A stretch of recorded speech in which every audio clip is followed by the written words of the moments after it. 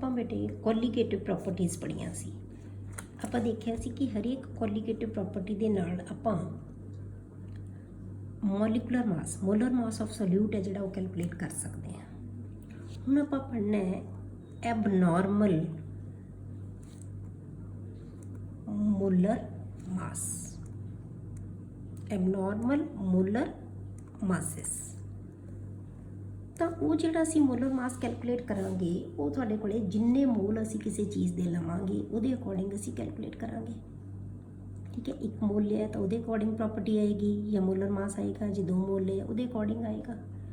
ਇਹ molecular compounds ਦੇ ਲਈ ਠੀਕ ਹੈ। ਅਸੀਂ ਯੂਰੀਆ ਲੈ ਲਿਆ ਉਹਦੇ ਲਈ ਠੀਕ ਹੈ, ਅਸੀਂ ਗਲੂਕੋਜ਼ ਲੈ ਲਿਆ ਉਹਦੇ ਲਈ ਮਾਸ ਠੀਕ ਆਏਗਾ।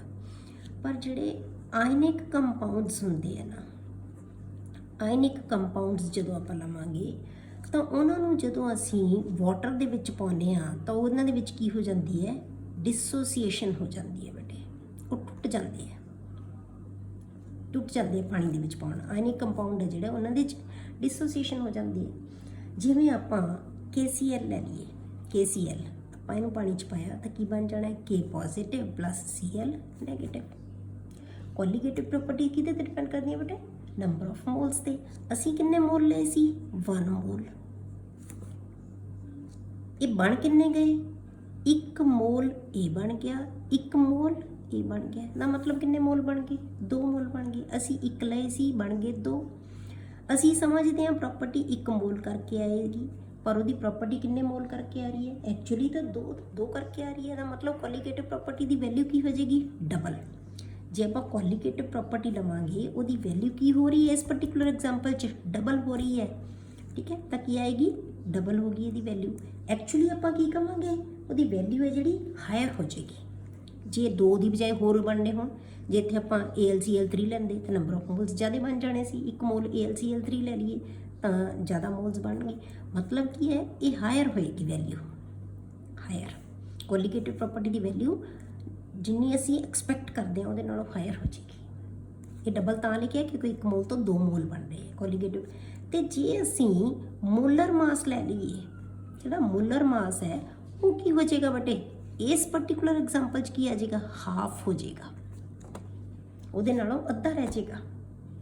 ਕਿਉਂਕਿ ਅਸੀਂ ਤਾਂ ਸੋਚਦੇ ਸੀ 1 ਮੋਲ ਕਰਕੇ ਉਹਦਾ ਮਾਸ, ਪਰ ਐਕਚੁਅਲੀ ਕਿੰਨੇ ਮੋਲ ਕਰਕੇ, 2 ਮੋਲ ਕਰਕੇ।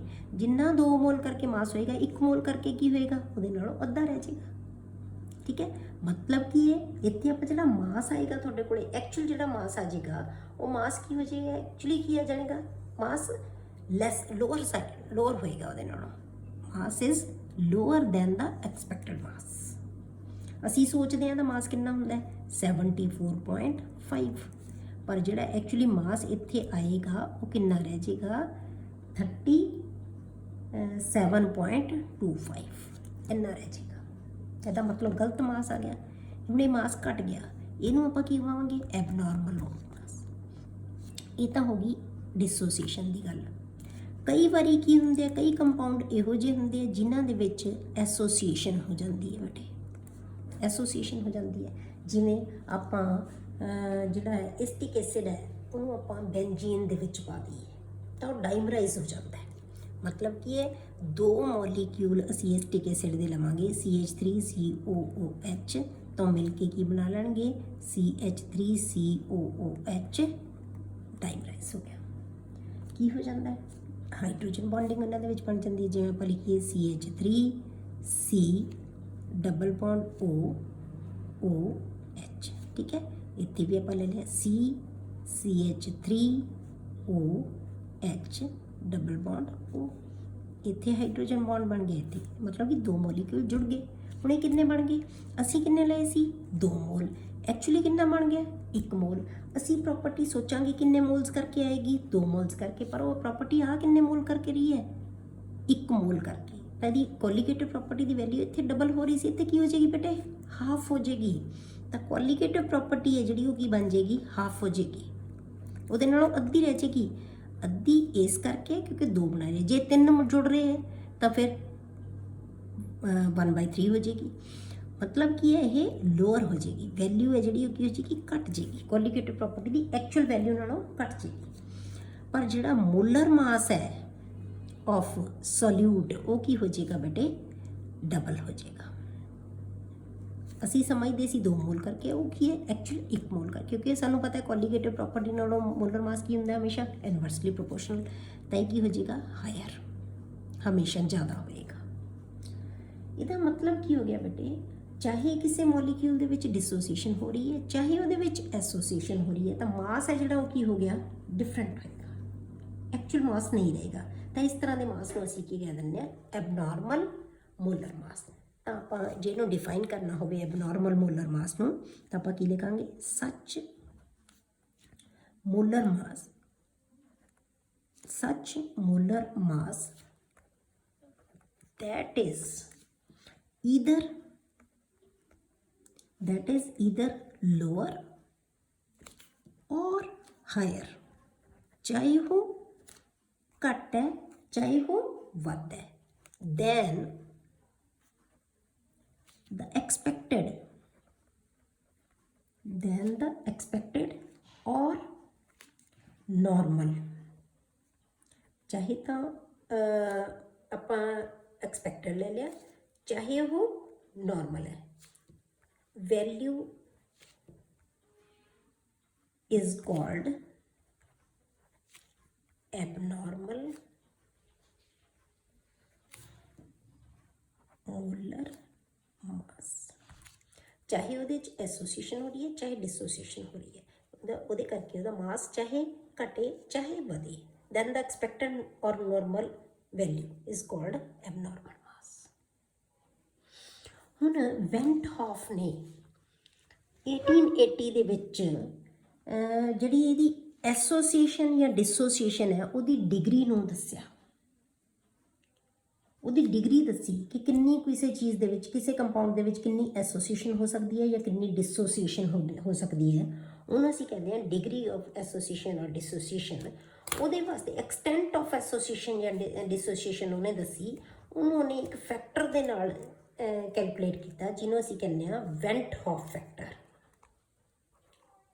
WANT, van't Hoff factor.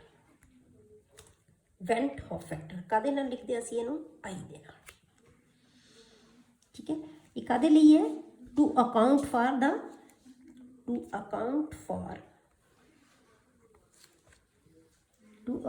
For the extent of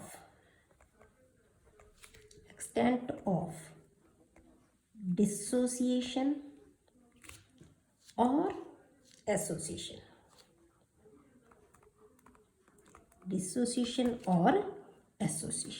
ठीक है। ਉਹਨੂੰ ਆਪਾਂ ਕੀ ਕਹਿੰਦੇ ਆ I। ਹੁਣ ਇਹ ਕੀ ਚੀਜ਼ ਹੈ ਬੇਟੇ, ਐਕਚੁਅਲੀ ਰੇਸ਼ੋ ਹੈ, ratio of the total number of moles of the particle after association or dissociation or before association or dissociation। ਤਾਂ I ਨੂੰ ਆਪਾਂ ਕਾਹਦੇ ਨਾਲ ਲਿਖਦੇ ਹਾਂ, I is equal to total number of moles, ਕਿਉਂਕਿ ਬੇਟੇ ਜਿਹੜੀਆਂ ਪ੍ਰੋਪਰਟੀਜ਼ ਹੈ ਉਹ ਨੰਬਰ ਆਫ ਮੋਲਸ 'ਤੇ ਹੀ ਡਿਪੈਂਡ ਕਰਦੀਆਂ, ਤਾਂ ਨੰਬਰ ਆਫ ਮੋਲਸ ਹੀ ਦੇਖਣੇ ਆਪਾਂ। Total number of moles of particles after association or dissociation, divided by number of moles of particles before association or dissociation। ਇਹ ਉੱਪਰ ਜਿਹੜੀ ਵੈਲਿਊ ਲੈਣੀ ਹੈ ਆਫਟਰ, ਜਿਵੇਂ ਆਪਾਂ ਇੱਥੇ ਲਵਾਂਗੇ ਇਹਦੀ ਵੈਲਿਊ ਇਹ ਆਏਗੀ, ਉੱਪਰ ਵੈਲਿਊ ਕੀ ਆਏਗੀ 2, ਟੋਟਲ ਮੋਲਸ ਕਿੰਨੇ ਹੈ 2, ਨੀਚੇ ਕੀ ਆਏਗੀ 1, ਤਾਂ ਵੈਲਿਊ ਕੀ ਆ ਜਾਏਗੀ 2/1, ਮਤਲਬ ਕੀ ਆ ਗਈ 2 ਆ ਗਈ ਵੈਲਿਊ। ਜੇ ਅਸੀਂ I ਦੀ ਵੈਲਿਊ ਇਹਦੇ 'ਚ ਕੱਢਾਂਗੇ, ਆਫਟਰ ਕੀ ਹੈ 1, ਪਹਿਲਾਂ ਕਿੰਨੇ ਹੈ 2, ਤਾਂ ਕੀ ਆਏਗੀ 1/2, ਤਾਂ ਹਾਫ ਹੈ 0.5 ਰਹਿ ਜਾਏਗੀ ਵੈਲਿਊ। ਤਾਂ ਆਪਾਂ ਕੀ ਕਿਹਾ ਸੀ ਇੱਥੇ ਵੈਲਿਊ ਵਧੇਗੀ ਤਾਂ ਕੀ ਬਣ ਗਈ 2/1, 2 ਦੇ ਆ ਗਿਆ ਤਾਂ ਡਬਲ ਹੋ ਗਈ ਵੈਲਿਊ ਕੋਲੀਗੇਟਿਵ ਪ੍ਰੋਪਰਟੀ ਦੀ। ਇੱਥੇ ਕੀ ਆਏਗੀ ਜੇ ਆਪਾਂ ਕਿਹਾ 1/2 ਹਾਫ ਰਹਿ ਗਈ, ਅੱਧੀ ਰਹਿ ਗਈ ਵੈਲਿਊ, ਠੀਕ ਹੈ। ਤਾਂ ਇਹਨੂੰ ਆਪਾਂ ਜੇ ਆਪਾਂ ਨੰਬਰ ਆਫ ਮੋਲਸ, ਕਿਉਂਕਿ ਨੰਬਰ ਆਫ ਮੋਲਸ ਦੇ ਉੱਤੇ ਹੀ ਡਿਪੈਂਡ ਕਰਦਾ। ਜੇ ਆਪਾਂ ਕੋਲੀਗੇਟਿਵ ਪ੍ਰੋਪਰਟੀ ਦੀ ਟਰਮਸ ਦੇ ਵਿੱਚ ਇਹਨੂੰ ਲਿਖਣਾ ਹੋਵੇ, ਇਹ ਤਾਂ ਆਪਾਂ ਨੰਬਰ ਆਫ ਮੋਲਸ ਤੇ ਲਿਖਤਾ। ਜੇ ਆਪਾਂ ਕੋਲੀਗੇਟਿਵ ਪ੍ਰੋਪਰਟੀਜ਼ ਤੇ ਲਿਖਣਾ ਹੋਵੇ ਤਾਂ ਆਪਾਂ ਕੀ ਲਿਖਾਂਗੇ, ਓਬਜ਼ਰਵਡ ਕੋਲੀਗੇਟਿਵ ਪ੍ਰੋਪਰਟੀ, ਓਬਜ਼ਰਵਡ ਕੋਲੀਗੇਟਿਵ ਪ੍ਰੋਪਰਟੀ ਡਿਵਾਈਡਡ ਬਾਈ, ਓਬਜ਼ਰਵਡ ਕਿਹੜੀ ਹੈ ਬੇਟੇ, ਜਿਹੜੀ ਅਸੀਂ ਐਕਸਪੈਰੀਮੈਂਟਲੀ ਦੇਖ ਰਹੇ ਹਾਂ ਵੀ ਇੰਨੀ ਆ ਰਹੀ ਹੈ। ਪਰ ਜੇ ਅਸੀਂ ਕਿਸੇ ਵੀ ਜਿਹੜੀਆਂ ਪਿੱਛੇ ਆਪਾਂ ਕੈਲਕੂਲੇਟ ਜਿਹੜੀਆਂ ਆਪਾਂ ਕੋਲੀਗੇਟਿਵ ਪ੍ਰੋਪਰਟੀਜ਼ ਪੜ੍ਹੀਆਂ ਸਾਰੀਆਂ, ਉਹਨਾਂ ਦੇ ਅਕੋਰਡਿੰਗ ਆਪਾਂ ਵੈਲਿਊ ਪੁੱਟ ਕਰਕੇ ਕੈਲਕੂਲੇਟ ਕਰੀਏ, ਉਹ ਕੈਲਕੂਲੇਟਡ ਵੈਲਿਊ ਆ ਜਾਏਗੀ। ਠੀਕ ਹੈ, ਤਾਂ ਨੀਚੇ ਆਪਾਂ ਕੀ ਲਿਖਾਂਗੇ, calculated value, calculated colligative property, calculated colligative property. ਉੱਪਰ ਵੈਲਿਊ ਕਿਹਦੀ ਆਏਗੀ, ਜਿਹੜੀ ਅਸੀਂ ਐਕਸਪੈਰੀਮੈਂਟਲੀ ਕੈਲਕੂਲੇਟ ਕਰਾਂਗੇ, ਨੀਚੇ ਜਿਹੜੀ ਅਸੀਂ ਫਾਰਮੂਲੇ ਤੋਂ ਕੈਲਕੂਲੇਟ ਕਰਾਂਗੇ। ਓਬਜ਼ਰਵ ਵੈਲਿਊ ਹੁਣ ਇਹਨਾਂ ਦੇ ਵਿੱਚ ਜੇ ਆਪਾਂ ਦੇਖੀਏ ਤਾਂ ਓਬਜ਼ਰਵਡ ਵੈਲਿਊ ਕਿਹਦੀ ਆਏਗੀ, ਨੰਬਰ ਆਫ 2 ਮੋਲਸ ਦੇ ਅਕੋਰਡਿੰਗ ਆਏਗੀ। ਪਰ ਐਕਚੁਅਲੀ ਕੀ ਆਏਗੀ, ਅਸੀਂ ਕੀ ਲਿਆ, ਇੱਕ ਅਸੀਂ ਤਾਂ ਸੋਚ ਰਹੇ ਹਾਂ ਅਸੀਂ 1 ਮੋਲ ਲਿਆ ਸੀ, ਅਸੀਂ ਤੇ ਕੈਲਕੂਲੇਟ ਇਹਦੇ ਅਕੋਰਡਿੰਗ ਫਾਰਮੂਲੇ 'ਚ 1 ਮੋਲ ਭਰਾਂਗੇ ਤੇ ਵੈਲਿਊ ਕੱਢ ਲਾਂਗੇ। ਪਰ ਜਿਹੜੀ ਐਕਸਪੈਰੀਮੈਂਟਲੀ ਸਾਡੇ ਕੋਲ ਵੈਲਿਊ ਆਏਗੀ ਉਹ 2 ਮੋਲ ਦੀ ਕਰਕੇ ਆਏਗੀ। ਸਮਝ ਗਏ। ਜੇ ਹੁਣ ਅਸੀਂ ਇਸੇ ਵੈਲਿਊ ਨੂੰ ਆਈ ਨੂੰ ਵੈਂਟ ਆਫ ਫੈਕਟਰ ਨੂੰ ਜੇ ਆਪਾਂ ਮੋਲਰ ਮਾਸ ਦੀ ਫਾਰਮ ਦੇ ਵਿੱਚ ਦੱਸਣਾ ਹੋਵੇ ਤਾਂ ਫਿਰ ਕੀ ਹੋਏਗਾ, ਇਹਦੇ ਨਾਲੋਂ ਉਲਟ ਹੋ ਜਾਏਗਾ, ਕਿਉਂਕਿ colligative property is inversely proportional to molar mass. ਤਾਂ ਹੁਣ ਇਹ ਸਾਡੇ ਕੋਲੇ ਕੀ ਆ ਜਾਣਾ, ਨਾਰਮਲ ਮੋਲਰ ਮਾਸ। ਹੁਣ ਉੱਪਰ ਉਲਟ ਹੋ ਜਾਏਗਾ, ਇੱਥੇ ਓਬਜ਼ਰਵਡ ਵੈਲਿਊ ਜਿਹੜੀ ਨੀਚੇ ਆ ਜਾਏਗੀ, ਕੈਲਕੂਲੇਟਡ ਉੱਪਰ ਆ ਜਾਏਗੀ। ਤਾਂ ਇਹ ਨਾਰਮਲ, ਕਿਉਂਕਿ ਜਿਹੜਾ ਅਸੀਂ ਕੈਲਕੂਲੇਟ ਕਰਾਂਗੇ ਤਾਂ ਨਾਰਮਲ ਹੀ ਆਏਗਾ ਨਾ, normal molar mass divided by abnormal molar mass, ਜਿਹੜਾ ਅਸੀਂ observe ਕਰਾਂਗੇ ਐਕਸਪੈਰੀਮੈਂਟਲੀ, ਜਿਹੜਾ ਸਾਡੇ ਕੋਲੇ ਆਏਗਾ ਉਹ ਮੋਲਰ ਮਾਸ। ਤਾਂ ਅਸੀਂ ਇਹਨਾਂ ਨੂੰ 3 ਤਰ੍ਹਾਂ ਨਾਲ ਲਿਖ ਸਕਦੇ ਹਾਂ, ਚਾਹੇ number of moles the farm ਲਿਖੋ, ਚਾਹੇ ਤੁਸੀਂ ਕੋਲੀਗੇਟਿਵ ਪ੍ਰੋਪਰਟੀ, ਚਾਹੇ ਤੁਸੀਂ ਮੋਲਰ ਮਾਸ ਦੇ ਵਿੱਚ ਲਓ। ਹੁਣ ਜੇ ਆਪਾਂ ਡਿਸੋਸੀਏਸ਼ਨ ਹੋ ਰਿਹਾ ਇਨ ਕੇਸ ਆਫ ਯਾਦ ਹੁਣ ਰੱਖਣਾ ਤੁਸੀਂ ਇਹਨੂੰ, ਕਿਉਂਕਿ ਤੁਹਾਨੂੰ ਕੁਐਸਚਨ ਇਸੇ ਫਾਰਮ 'ਚ ਆਉਂਦਾ 1 ਨੰਬਰ 'ਚ। ਇਨ ਕੇਸ ਆਫ ਡਿਸੋਸੀਏਸ਼ਨ, ਜੇ ਡਿਸੋਸੀਏਸ਼ਨ ਹੋ ਰਹੀ ਹੋਵੇ ਤਾਂ, ਜਿਵੇਂ ਆ ਹੋ ਰਹੀ ਹੈ ਡਿਸੋਸੀਏਸ਼ਨ, ਤਾਂ ਫਿਰ ਆਈ ਦੀ ਵੈਲਿਊ ਹੈ ਜਿਹੜੀ ਤੁਹਾਡੇ ਕੋਲੇ ਕੀ ਹੋਏਗੀ, in case of dissociation I is always greater than 1, ਕਿਉਂਕਿ ਉੱਪਰ value after number of moles ਕੀ ਹੋਣਗੇ, ਹਮੇਸ਼ਾ ਜ਼ਿਆਦਾ ਹੋਣਗੇ, ਨੀਚੇ ਘੱਟ ਹੋਣਗੇ, ਤਾਂ ਵੈਲਿਊ ਹਮੇਸ਼ਾ ਕੀ ਹੋਏਗੀ, ਗ੍ਰੇਟਰ ਦੈਨ 1 ਹੋਏਗੀ। ਠੀਕ ਹੈ, ਇਹਨੂੰ ਯਾਦ ਰੱਖਣਾ ਹੈ। ਇਨ case of association, I is always less than, ਕਿਉਂਕਿ ਜਦੋਂ ਐਸੋਸੀਏਟ ਜੁੜ ਗਏ ਮੋਲੀਕਿਊਲ ਤਾਂ ਉੱਪਰ ਵੈਲਿਊ ਕੀ ਆ ਜਾਣੀ ਹੈ, ਨੰਬਰ ਆਫ ਮੋਲਸ ਕੀ ਹੋਣਗੇ, ਘੱਟ ਹੋਣਗੇ, ਨੀਚੇ ਕੀ ਹੋਣਗੇ, ਜ਼ਿਆਦਾ ਹੋਣਗੇ, ਤੇ ਹਮੇਸ਼ਾ ਵੈਲਿਊ ਕੀ ਹੋਏਗੀ, 1 ਨਾਲੋਂ ਘੱਟ ਹੋਏਗੀ। ਪਰ ਜੇ if there is no association of dissociation, in case of, ਜੇ ਆਪਾਂ ਕਹਾਂਗੇ ਇਨ ਕੇਸ ਆਫ, ਜੇ ਆਪਾਂ ਲਵਾਂਗੇ ਇਨ ਕੇਸ ਆਫ ਨੋ ਡਿਸੋਸੀਏਸ਼ਨ और एसोसिएशन, ना एसोसिएशन हो रही है ना dissociation, then i is equal to 1, क्योंकि नंबर ऑफ मोल्स ऊपर भी तो नीचे भी दोनों की होंगे सेम होंगे, then i is equal to, बस आ 3 चीज़ों तुम याद रखना है। ठीक है, हुण की है बेटे कि वेंट ऑफ फैक्टर ने जिहड़ियां आपां कोलीगेटिव प्रॉपर्टी दियां इक्वेशनस कैलकुलेट कढ़ियां, आपां 4 आपां कोलीगेटिव प्रॉपर्टीज कीतियां, हरेक दे नाल आपां इक्वेशन बनाई है। ਉਹਨਾਂ 4 ਇਕੁਏਸ਼ਨਸ ਨੂੰ ਵੈਂਟ ਹੌਫ ਫੈਕਟਰ ਨੇ ਕੀ ਕੀਤਾ, ਮੋਡੀਫਾਈ ਕਰਤਾ। ਠੀਕ ਹੈ, ਤਾਂ ਉਹਨੇ ਕੀ ਹੈ, ਮੋਡੀਫਾਈਡ, ਜੇ ਆਪਾਂ ਕੋਲੀਗੇਟਿਵ ਇਕੁਏਸ਼ਨਸ ਫਾਰ ਕੋਲੀਗੇਟਿਵ ਪ੍ਰੋਪਰਟੀਜ਼ ਲਿਖ ਲਈਏ ਆਪਾਂ, ਮੋਡੀਫਾਈਡ ਇਕੁਏਸ਼ਨਸ ਆਫ ਕੋਲੀਗੇਟਿਵ ਪ੍ਰੋਪਰਟੀਜ਼, ਜਿਹਦੀ ਆਪਾਂ ਮੋਡੀਫਾਈਡ ਕਿਨੇ ਮੋਡੀਫਾਈ ਕੀਤੀਆਂ, ਵੈਂਟ ਹੌਫ ਨੇ। ਇਹਦਾ ਮਤਲਬ ਕੀ ਹੈ, ਜਿਹੜੀ ਵੀ ਕੋਲੀਗੇਟਿਵ ਪ੍ਰੋਪਰਟੀ ਦੀ ਵੈਲਿਊ ਆਏਗੀ ਉਹਨੂੰ ਸਾਨੂੰ ਆਈ ਦੇ ਨਾਲ ਜ਼ਰੂਰ ਮਲਟੀਪਲਾਈ ਕਰਨਾ ਪਏਗਾ, ਤਾਂ ਵੈਲਿਊ ਸਹੀ ਆਏਗੀ। ਜੇ ਤਾਂ ਐਸੋਸੀਏਸ਼ਨ ਹੋ ਰਹੀ ਹੈ ਤਾਂ ਜਿੰਨੀ ਵੈਲਿਊ ਆਏਗੀ ਉਹਦੇ ਨਾਲ ਕਰੋ, ਜੇ ਡਿਸੋਸੀਏਸ਼ਨ ਰਹੇ ਤਾਂ ਵੀ ਜਿੰਨੀ ਵੈਲਿਊ ਆਏਗੀ ਉਹਦੇ ਨਾਲ ਮਲਟੀਪਲਾਈ, ਜੇ ਨਹੀਂ ਹੋ ਰਹੀ ਤਾਂ ਫਿਰ 1 ਹੋਏਗੀ, ਉਹਦੇ 1 ਨਾਲ ਮਲਟੀਪਲਾਈ ਹੋਏਗਾ। ਤਾਂ ਮਤਲਬ ਕੀ ਹੈ, ਹਮੇਸ਼ਾ ਅਸੀਂ ਆਈ ਨਾਲ ਮਲਟੀਪਲਾਈ ਕਰਕੇ ਹੀ ਉਹ ਵੈਲਿਊ ਹੈ ਜਿਹੜੀ ਉਹ ਲਵਾਂਗੇ। ਤਾਂ ਚਾਰੋਂ ਪ੍ਰੋਪਰਟੀਜ਼ ਸੀ ਜਿਹੜੀਆਂ ਉਹ ਕਿਹੜੀਆਂ ਸੀ। ਪਹਿਲੀ ਪ੍ਰੋਪਰਟੀ ਕੀ ਬਣ ਜਾਏਗੀ ਬੇਟੇ, relative lowering of vapour pressure of the solvent ਦਾ ਵੈਪਰ ਪ੍ਰੈਸ਼ਰ ਕੀ ਹੋ ਜਾਂਦਾ ਹੈ, ਘਟ ਜਾਂਦਾ ਹੈ। ਤਾਂ ਉਹ ਕੀ ਸੀ ਬੇਟੇ, P1 not minus P1 upon P1 not is equal to ਕੀ ਸੀ, XB ਦੇ ਬਰਾਬਰ ਸੀ। ਹੁਣ ਆਪਾਂ ਕੀ ਕਰਾਂਗੇ, I ਇੰਟੂ XB, I ਨਾਲ ਮਲਟੀਪਲਾਈ ਕਰ ਦਾਂਗੇ, ਮੋਡੀਫਾਈ ਹੋ ਗਈ ਇਹ। ਦੂਸਰਾ ਤੁਹਾਡੇ ਕੋਲੇ ਕੀ ਸੀ, ਪ੍ਰੋਪਰਟੀ ਕੀ ਸੀ, elevation of boiling point, elevation of boiling point. Boiling point ਹੈ ਜਿਹੜਾ ਉਹ ਵੱਧ ਗਿਆ ਸੀ। ਆਪਾਂ ਕੀ ਕਿਹਾ ਸੀ ਕਿ delta TB is equal to KB into M, ਇਹਦੇ ਬਰਾਬਰ ਸੀ। ਹੁਣ ਆਪਾਂ ਕੀ ਕਹਤਾ ਬੇਟੇ ਕਿ ਇਹਦੀ ਵੈਲਿਊ ਹੈ ਜਿਹੜੀ ਉਹ ਅਸੀਂ ਵੈਂਟ ਫੈਕਟਰ ਦੇ ਨਾਲ ਇਹਨੂੰ ਮਲਟੀਪਲਾਈ ਕਰ ਦਾਂਗੇ, ਠੀਕ ਹੈ। ਤੀਸਰੀ ਜਿਹੜੀ ਪ੍ਰੋਪਰਟੀ ਹੈ ਉਹ ਕੀ ਸੀਗਾ, depression of freezing point. Freezing point ਹੈ ਜਿਹੜਾ ਉਹ ਕੀ ਹੋ ਜਾਂਦਾ ਹੈ ਬੇਟੇ, ਘਟ ਜਾਂਦਾ ਹੈ, ਡਿਪਰੈਸ਼ਨ ਆਫ ਫਰੀਜ਼ਿੰਗ ਪੁਆਇੰਟ। ਹੁਣ ਇਹਦੀ ਵੈਲਿਊ ਕੀ ਸੀ, ਆਪਾਂ ਕੀ ਕਿਹਾ ਸੀ ਕਿ delta TF is equal to ਕੀ ਸੀਗਾ, KF ਇੰਟੂ M। ਹੁਣ ਕੀ ਕਰਾਂਗੇ, ਪਾਈ ਨਾਲ ਮਲਟੀਪਲਾਈ ਕਰ ਦਾਂਗੇ। ਚੌਥੀ ਵੈਲਿਊ ਸਾਡੇ ਕੋਲੇ ਕੀ ਸੀ, ਓਸਮੋਟਿਕ ਪ੍ਰੈਸ਼ਰ। ਇਹ ਚਾਰੋਂ ਕੋਲੀਗੇਟਿਵ ਪ੍ਰੋਪਰਟੀਜ਼ ਆ ਗਈਆਂ। ਓਸਮੋਟਿਕ ਪ੍ਰੈਸ਼ਰ ਉਹਨੂੰ ਕੀ ਲਿਖਿਆ ਸੀ ਆਪਾਂ, pi is equal to C into R into T। ਤਾਂ ਹੁਣ ਕੀ ਕਰਾਂਗੇ ਆਪਾਂ, I ਨਾਲ ਮਲਟੀਪਲਾਈ। ਇਹ ਚਾਰੋਂ ਕੋਲੀਗੇਟਿਵ ਪ੍ਰੋਪਰਟੀਜ਼ ਦੀਆਂ ਮੋਡੀਫਾਈਡ ਇਕੁਏਸ਼ਨਸ ਆ ਗਈਆਂ, ਕਲੀਅਰ। ਹੁਣ ਟੌਪਿਕ ਹੈ ਬੇਟੇ ਨੈਕਸਟ ਹੈ degree of dissociation and degree of association and van't Hoff factor. Van't Hoff factor ਦੇ ਨਾਲ ਆਪਾਂ ਡਿਗਰੀ ਆਫ ਐਸੋਸੀਏਸ਼ਨ ਅਤੇ ਡਿਸੋਸੀਏਸ਼ਨ ਨੂੰ ਕਿਵੇਂ ਰਿਲੇਟ ਕਰਾਂਗੇ। ਤਾਂ ਆਪਾਂ ਪਹਿਲਾਂ ਲੈਂਦੇ ਹਾਂ ਡਿਗਰੀ ਆਫ ਡਿਸੋਸੀਏਸ਼ਨ। ਡਿਗਰੀ ਆਫ ਡਿਸੋਸੀਏਸ਼ਨ ਨੂੰ ਕਾਹਦੇ ਨਾਲ ਲਿਖਦੇ ਹਾਂ ਬੇਟੇ ਅਸੀਂ, ਐਲਫਾ ਦੇ ਨਾਲ। Alpha and van't Hoff factor,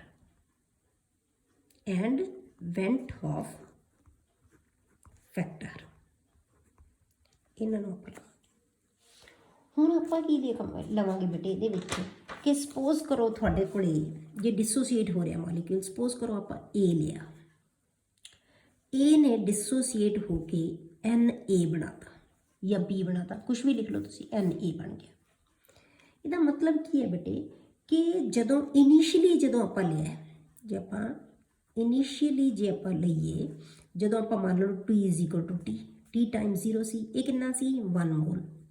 ਮਤਲਬ ਜਦੋਂ ਅਸੀਂ ਪਾਣੀ 'ਚ ਪਾਇਆ ਹੀ ਇਹਦੇ ਮੋਲ ਕਿੰਨੇ ਸੀ ਉਦੋਂ ਬੇਟੇ 0, ਪਾਉਂਦੇ ਸਾਥ ਤਾਂ ਹੈ ਨਹੀਂ ਸੀ, ਪਰ ਜਦੋਂ ਪਾਣੀ 'ਚ ਪਾਇਆ ਫਿਰ ਕੀ ਆਫਟਰ ਟਾਈਮ T, ਤਾਂ ਫਿਰ ਆਪਾਂ fine after time T is equal to T ਆ ਗਿਆ ਜਦੋਂ, ਤਾਂ ਉਦੋਂ ਆਪਾਂ ਮੰਨ ਲਓ ਇਹਦੇ ਵਿੱਚ ਜਿਹੜੇ ਪਾਰਟੀਕਲ ਹੈ, ਆਪਾਂ ਇਹ ਨਹੀਂ ਕਹਿੰਦੇ ਕਿ ਸਾਰੇ ਦੇ ਸਾਰੇ ਟੁੱਟ ਗਏ। ਇੱਕ ਮੋਲ ਦਾ ਮਤਲਬ ਹੁੰਦਾ ਬੇਟੇ ਐਵੋਗੈਡਰੋ ਨੰਬਰ ਆਫ ਪਾਰਟੀਕਲਸ, ਉਹਦੇ ਵਿੱਚੋਂ ਕੁਛ ਮੋਲ ਟੁੱਟ ਗਏ, ਕੁਛ ਨਹੀਂ ਟੁੱਟੇ। ਤਾਂ ਜਿੰਨੀ ਡਿਗਰੀ ਹੈ ਉਹ ਕਿੰਨੀ ਹੋਈ, ਐਲਫਾ ਮੋਲਸ ਹੈ ਜਿਹੜੇ ਉਹ ਟੁੱਟ ਗਏ, ਐਲਫਾ ਮੋਲਸ ਟੁੱਟ ਗਏ। ਤਾਂ ਇਹ ਇੱਕ ਚੋਂ ਜੇ ਐਲਫਾ ਟੁੱਟ ਗਏ ਤਾਂ ਇਹ ਬਚ ਕਿੰਨੇ ਗਏ ਬੇਟੇ, 1 ਮਾਈਨਸ ਐਲਫਾ, ਇਹ ਬਚ ਗਏ, 1 ਮਾਈਨਸ ਐਲਫਾ ਰਹਿ ਗਏ ਇਹਦੇ ਵਿੱਚ, ਕਲੀਅਰ ਹੋ ਗਏ। ਹੁਣ ਆਪਾਂ ਕੀ ਬਣਾਵਾਂਗੇ, ਜੇ ਬੇਟੇ 1 ਮੋਲ ਟੁੱਟਿਆ ਤਾਂ ਕਿੰਨੇ ਬਣ ਗਏ, N ਬਣ ਗਏ। ਜੇ ਐਲਫਾ ਟੁੱਟੇ ਤਾਂ ਕਿੰਨੇ ਬਣਨਗੇ, N ਐਲਫਾ। ਜਿਵੇਂ ਆਪਾਂ ਜੇ ਤੁਸੀਂ ਇੱਥੇ ਐਗਜ਼ਾਮਪਲ ਦੇਖੋ KCl, ਇੱਥੇ ਆਪਾਂ ਲਿਆ ਸੀ KCl, 1 ਤੋਂ ਕਿੰਨੇ ਬਣੇ ਸੀ 2, ਠੀਕ ਹੈ, 1 ਤੋਂ ਕਿੰਨੇ ਬਣ ਗਏ 2 ਮੋਲ। ਤਾਂ ਆਪਾਂ ਕੀ ਇਹਨੂੰ ਆਪਾਂ ਐਲਫਾ ਨੂੰ ਕਿੰਨਾ ਮੰਨ ਲਿਆ, ਇਹ ਐਲਫਾ ਜਿਹੜਾ ਆ ਗਿਆ ਉਹ ਕਿੰਨਾ 1, ਇਹ ਵੀ 1 ਤੇ 1 ਹੈ ਤੇ 2 ਹੀ ਬਣ ਗਿਆ 2। ਇਹ ਜੇ 1 ਮੋਲ ਹੈ ਤਾਂ ਇਹਦੇ 2 ਮੋਲ ਬਣ ਗਏ, ਜੇ ਐਲਫਾ ਮੋਲ ਟੁੱਟੇ ਤਾਂ ਕਿੰਨੇ ਬਣ ਗਏ, 2 ਐਲਫਾ ਬਣ ਜਾਏਗਾ। ਇਸੇ ਤਰ੍ਹਾਂ ਅਸੀਂ ਇੱਥੇ ਲੈ ਲਿਆ ਕਿ ਜੇ ਆਪਾਂ ਇੱਥੇ ਤੁਸੀਂ ਲਿਖ ਵੀ ਸਕਦੇ ਹੋ ਕਿ ਜੇ 1 ਤੋਂ ਮੋਲ ਜਿਹੜੇ ਬਣ ਰਹੇ ਹੈ, ਜੇ ਆਪਾਂ ਲਿਖੀਏ 1 2 ਕਿੰਨੇ ਬਣ ਰਹੇ ਹੈ ਬੇਟੇ N, 1 2 ਕਿੰਨੇ ਬਣ ਰਹੇ ਹੈ N, ਔਰ ਐਲਫਾ 2 ਕਿੰਨੇ ਬਣਨਗੇ N ਐਲਫਾ। ਜੇ 1 ਲਵਾਂਗੇ ਤਾਂ N ਬਣ ਰਹੇ ਹੈ, ਜੇ ਐਲਫਾ ਲਵਾਂਗੇ ਤਾਂ N ਐਲਫਾ ਬਣ ਜਾਣਗੇ, ਠੀਕ ਹੈ। ਇਹਨੂੰ ਯਾਦ ਰੱਖਣਾ ਇੱਦਾਂ। ਤਾਂ ਸਾਡੇ ਕੋਲੇ ਕੀ ਆ ਗਿਆ, ਹੁਣ ਆਪਾਂ ਕੀ लिखना है ਜਿਹੜੀ ਆਪਾਂ ਟੋਟਲ ਨੰਬਰ ਆਫ ਮੋਲਸ ਕੱਢਦੇ ਆ, ਠੀਕ ਹੈ, ਆਫਟਰ ਡਿਸੋਸੀਏਸ਼ਨ ਕਿੰਨੇ ਬਣ ਗਏ ਜੇ ਹੁਣ ਆਪਾਂ ਲਿਖੀਏ total number of moles, total number of moles ਜੇ ਆਪਾਂ ਨੇ ਇਹ ਇੰਨੇ ਮੋਲਸ ਹੈ, ਇੰਨੇ ਮੋਲਸ, ਇਹ ਮੋਲ ਬਣੇ ਆ ਇੰਨੇ, total number of moles after dissociation, ਜੇ ਆਪਾਂ ਡਿਸੋਸੀਏਸ਼ਨ ਤੇ ਬਾਅਦ ਲਈਏ ਤਾਂ ਉਹ ਕਿੰਨੇ ਬਣਨਗੇ ਬੇਟੇ, ਜੇ ਆਪਾਂ ਜੋੜੀਏ ਇਹਨਾਂ ਨੂੰ ਕਿੰਨੇ ਬਣ ਜਾਣਗੇ, ਇਜ਼ ਇਕੁਅਲ ਟੂ ਸਾਰੇ A ਅਨਡਿਸੋਸੀਏਟਡ ਰਹਿ ਗਏ ਕਿਉਂਕਿ ਅਲਫਾ ਆਪਾਂ ਘਟਾ ਟੋਟਲ ਸਾਡੇ ਕੋਲੇ 1 ਮੋਲ ਸੀ, ਉਹ ਚੋਂ ਅਲਫਾ ਡਿਸੋਸੀਏਟ ਹੋ ਗਏ, ਬਾਕੀ ਦੇ ਆ ਬਚ ਗਏ 1 ਮਾਈਨਸ ਅਲਫਾ। ਤੇ ਜਿਹੜੇ ਸਾਡੇ ਕੋਲੇ ਹੁਣ ਟੋਟਲ ਨੰਬਰ ਆਫ ਮੋਲਸ ਦੇ ਵਿੱਚ ਤਾਂ ਅਨਡਿਸੋਸੀਏਟਡ ਵੀ ਆਉਣਗੇ, ਡਿਸੋਸੀਏਟਡ ਵੀ ਆਉਣਗੇ। ਇਹਦਾ ਮਤਲਬ ਜਿਹੜੇ ਆਪਾਂ ਟੋਟਲ ਮੋਲਸ ਲੈਣੇ ਆ ਉਹ ਇਹਨਾਂ ਨਾਲ ਸਮ ਲਵਾਂਗੇ ਤਾਂ ਕੀ ਆਏਗਾ 1 minus alpha plus n alpha. ਇਹ ਕੀ ਬਣ ਗਏ total number of moles after dissociation. ਹੁਣ ਜੇ ਆਪਾਂ I ਕੱਢਣੀ ਹੋਵੇ ਤਾਂ ਆਪਾਂ ਇੱਥੇ I ਦੀ ਵੈਲਿਊ ਲਈਏ। I ਦੀ ਵੈਲਿਊ ਕੀ ਹੁੰਦੀ ਹੈ ਬੇਟੇ, ਆਪਾਂ ਕੀ ਕੱਢਿਆ ਸੀ number of moles of particles after dissociation and ਨੀਚੇ ਕੀ ਆਏਗਾ number of moles before dissociation. ਹੁਣ ਆਪਾਂ ਇੱਥੇ ਵੇਖੋ after dissociation total number of moles ਕਿੰਨੇ ਹੈ 1 minus alpha plus n alpha divided by total before dissociation ਕਿੰਨੇ ਸੀ ਬੇਟੇ, ਕਿੰਨੇ ਸੀ ਬਿਫੋਰ ਡਿਸੋਸੀਏਸ਼ਨ 1 ਸੀ, ਅਸੀਂ ਲਿਆ ਤਾਂ ਜਦੋਂ ਡਿਸੋਸੀਏਸ਼ਨ ਨਹੀਂ ਹੋਈ ਸੀ ਉਦੋਂ ਕਿੰਨੇ ਸੀ 1 ਸੀ, ਤਾਂ ਆਪਾਂ ਇਹਦੇ ਨਾਲ ਡਿਵਾਈਡ ਕਰਤਾ। ਇੱਥੋਂ ਆਪਾਂ ਐਲਫਾ ਦੀ ਵੈਲਿਊ ਕੱਢ ਲਾਂਗੇ, ਆਪਾਂ ਨੂੰ ਕੀ ਚਾਹੀਦਾ alpha, then alpha is equal to ਕਿਹਦੇ ਬਰਾਬਰ ਆ ਜਾਏਗਾ ਜੇ ਆਪਾਂ ਇਹਨੂੰ ਕੈਲਕੂਲੇਟ ਕਰਾਂਗੇ I minus 1 upon n minus 1। ਤਾਂ ਤੁਸੀਂ ਡਿਗਰੀ ਆਫ ਡਿਸੋਸੀਏਸ਼ਨ ਦਾ ਫਾਰਮੂਲਾ ਯਾਦ ਰੱਖਣਾ ਹੈ ਫਾਰ ਡਿਸੋਸੀਏਸ਼ਨ। ਠੀਕ, ਇਸੇ ਤਰ੍ਹਾਂ ਹੁਣ ਆਪਾਂ ਕਰਦੇ ਹਾਂ ਡਿਗਰੀ ਆਫ ਐਸੋਸੀਏਸ਼ਨ। ਦੂਜਾ ਆਪਾਂ ਕੀ ਕਰਾਂਗੇ ਡਿਗਰੀ ਆਫ ਐਸੋਸੀਏਸ਼ਨ।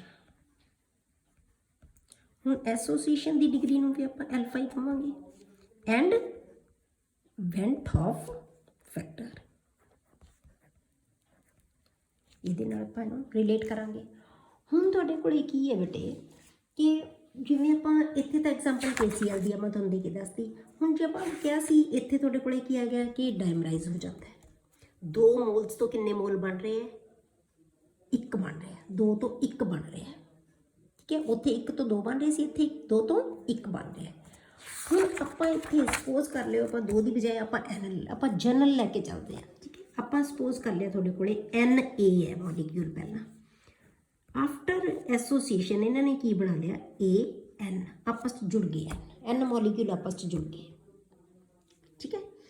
ਹੁਣ ਆਪਾਂ ਕੀ ਲਿਆ ਇੱਥੇ ਲਿਆ ਸੀ ਇਨੀਸ਼ੀਅਲੀ ਜੇ ਆਪਾਂ ਲਈਏ T = 0 ਟਾਈਮ ਤੇ ਇਹ ਕਿੰਨੇ ਮੋਲ ਹੈ ਬੇਟੇ, ਆਪਾਂ ਮੰਨੋ 1 ਮੋਲ ਲਿਆ ਸੀ, ਇਹਨੂੰ ਨਹੀਂ ਦੇਖਣਾ ਕਿ ਸਟੋਕਿਓਮੈਟਰੀ ਕਿੰਨੀ ਲਾਈ ਹੈ, ਆਪਾਂ ਸਪੋਜ਼ ਕੀਤਾ ਕਿ 1 ਮੋਲ ਲਿਆ ਸੀ ਇਹਦਾ, ਇਹਦੇ ਕਿੰਨੇ ਮੋਲ ਸੀ ਬੇਟੇ ਉਦੋਂ 0।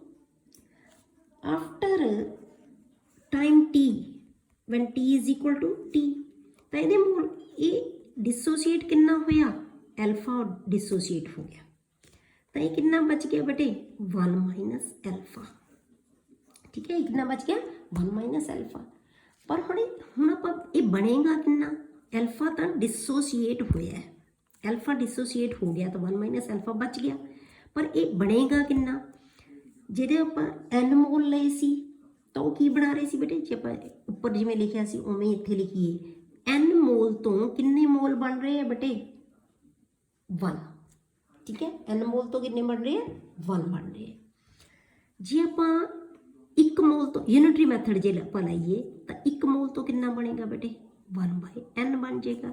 ਜੇ ਅਸੀਂ ਐਲਫਾ ਮੋਲ ਲੈ ਲਈਏ, ਇਹ ਐਲਫਾ ਜੇ ਡਿਸੋਸੀਏਟ ਹੋ ਰਿਹਾ, ਜੇ n ਡਿਸੋਸੀਏਟ ਹੋ ਰਿਹਾ ਤਾਂ 1 ਬਣ ਰਿਹਾ, ਜੇ ਐਲਫਾ 1 ਡਿਸੋਸੀਏਟ ਹੋਏਗਾ ਤਾਂ 1/n ਹੋ ਜਾਏਗਾ, ਜੇ ਐਲਫਾ ਡਿਸੋਸੀਏਟ ਹੋਏਗਾ ਤਾਂ ਉੱਪਰ ਕੀ ਆ ਜਾਏਗਾ ਐਲਫਾ, ਤਾਂ ਕੀ ਬਣ ਗਿਆ n/n, ਐਲਫਾ/n। ਤਾਂ ਇੱਥੇ ਇਹ ਜਿਹੜਾ ਬਣੇਗਾ ਟੋਟਲ ਕੀ ਬਣੇਗਾ ਐਲਫਾ/n। ਐਲਫਾ ਤਾਂ ਡਿਸੋਸੀਏਟ ਹੋਏ ਹੈ, 1 ਚੋਂ ਡਿਸੋਸੀਏਟ ਹੋ ਗਏ ਐਲਫਾ, ਇਹ ਬਣਨਗੇ ਕਿੰਨੇ ਐਲਫਾ/n, ਠੀਕ ਹੈ। ਹੁਣ ਆਪਾਂ ਕੱਢਦੇ ਹਾਂ ਕਿ ਟੋਟਲ ਨੰਬਰ ਆਫ, ਜਿਵੇਂ ਆਪਾਂ ਉੱਪਰ ਕੱਢੇ ਸੀ ਇਵੇਂ ਇੱਥੇ ਵੀ ਲਵਾਂਗੇ ਆਪਾਂ total number of moles after association. ਹੁਣ ਐਸੋਸੀਏਸ਼ਨ ਤੋਂ ਬਾਅਦ ਟੋਟਲ ਨੰਬਰ ਆਫ ਮੋਲਸ ਕਿੰਨੇ ਬਣਨਗੇ, ਇਹਨਾਂ ਨੂੰ ਜੋੜ ਦਾਂਗੇ, ਇਹ ਜਿਹੜੇ ਨਹੀਂ ਐਸੋਸੀਏਟ ਹੋਏ, ਇਹ ਜਿਹੜੇ ਐਸੋਸੀਏਟ ਹੋ ਗਏ, बेटे एसोसीएट होके तो अल्फा बाय एन क्यों है, क्योंकि घटणगे ही ना, जुड़ रहे हैं ये। तो इन्होंने सारिਆਂ ਨੂੰ जोड़ दो, ए अनएसोसीएटेड है, ए एसोसीएटेड है, तो की बन गया 1 minus alpha plus alpha upon n. ये टोटल नंबर ऑफ मोल्स आ गए आफ्टर एसोसीएशन। ठीक है, हुण आपां की कढना है, वेंट ऑफ फैक्टर नाल रिलेट करना है, आई की वैल्यू आपां कढांगे। आई की है number of moles after dissociation divided by number of moles before, क्योंकि दोनों की रेशियो ने असीं की कहने हैं वेंट ऑफ फैक्टर। तो आफ्टर डिसोसीएशन की है, एसोसीएशन की है 1 minus alpha plus alpha by N upon before association किन्ने सी, असीं लए किन्ने सी 1 मोल, बिफोर किन्ना सी 1। तो इत्थों असीं फिर अल्फा की वैल्यू कढांगे। असीं कैलकुलेट की करना है बेटे, degree of dissociation alpha, alpha calculate करांगे। जे असीं इत्थों अल्फा कढांगे तो अल्फा की वैल्यू कितनी आएगी, I minus 1 upon 1 upon N minus 1। ठीक है, याद रखने का सौखा जा मैथड, जे एस डिसोसीएशन हो रही है तो आई माइनस 1 अपॉन एन माइनस 1 है, जे डिसोसीएशन एसोसीएशन हो रही है तो आई माइनस 1 अपॉन एन माइनस 1 आ जाएगा। इत्थों असीं कढ सकते हैं डिग्री ऑफ डिसोसीएशन या डिग्री ऑफ एसोसीएशन। तो ये हो गया बेटे चैप्टर थोड़ा कंप्लीट।